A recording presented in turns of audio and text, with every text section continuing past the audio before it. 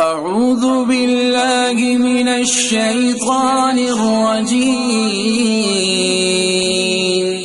بسم الله الرحمن الرحيم.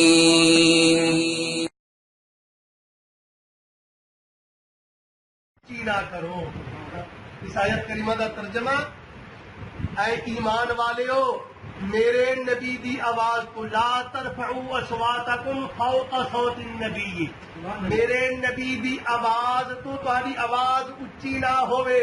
اگر تہاڈی آواز اچھی ہو گئی اے بھی بے ادبی ہے میرے نبی دی دربار میں.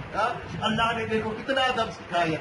ولا تجہروا بالقول کجہر بعضکم لبعض، فرمایا اس طرح گلا نہ کرو میرے نبی دے سامنے جویں تسی ایک دوسرے دے نال گلا کرتے ہو. کجہر بعضکم لبعض، جویں بعض دے نال ایک دوجے دے نال تسی گلا کرتے ہو. میرے شان والے نبی دی بارگاہ کے اندر اس طرح گلا نہ کریا کرو، بلکہ ادب دے نال آ کے بیٹھ جاؤ. ضرورت دی گل کرو تے آہستہ گل کرو. میرے نبی دی آواز تو تہاڈی آواز اچھی نہ ہو جائے.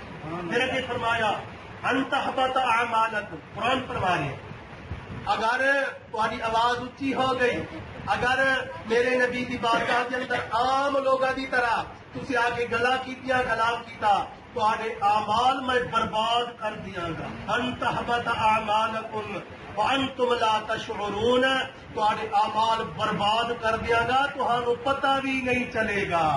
یہ قرآن حکم فرما رہی ہے. اس واسطے کلندر لاہوری نے پھر فرمایا محمد کی محبت دین حق کی شرط اول ہے، اسی میں ہو اگر خامی تو سب کچھ نامکمل ہے.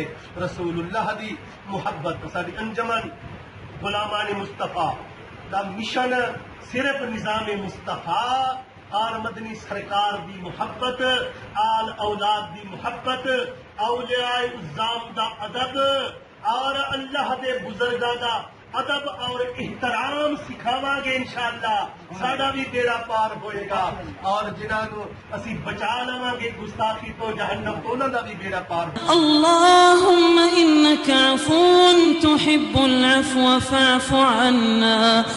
Subscribe to our channel by clicking the subscribe button. Click the bell button and enjoy the latest uploads from our channel.